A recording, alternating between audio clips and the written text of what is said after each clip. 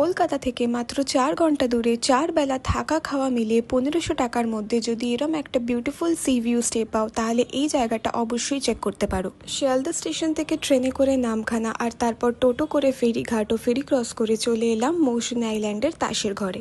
ঢুকতেই আমাদের ওয়েলকাম করা হয়েছিল ডাবের জল দিয়ে। তারপর লাঞ্চে চিংড়ি কাতলা আর প্রপার বাঙালি খাবার খেয়ে আমরা চলে গেছিলাম একটু সমুদ্রের পাড়ে। কিন্তু আমার ফেভারিট পার্ট ছিল এই ওপেন সি ফেসিং রুমটা। সন্ধ্যা হতেই কিন্তু জায়গাটার ভাইব একদম চেঞ্জ হয়ে যায়, সাথে গরম চা মুড়ি পকোড়া ও চাইলে বনফায়ার আর বারবিকিউর সাথেও এনজয় করতে পারো। রাতে এরম একটা সুন্দর ওয়েদার আর রুটি আর চিকেন দিয়ে ডিনারটা জমে গেছিল। পরের দিন সকালে আবারও একটা এরম সুন্দর ভিউ আর সাথে পেয়ে গেছিলাম কমপ্লিমেন্টারি ব্রেকফাস্ট। এখানে কাপল ফ্রেন্ডলি রুমসের সাথে আছে AC, non AC, mud house, tent আর ডরমেট্রির অপশনসও।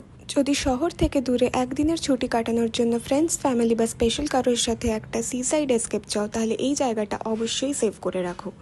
বাকি ডিটেলস জানতে ডিএম করো and follow to get more such videos.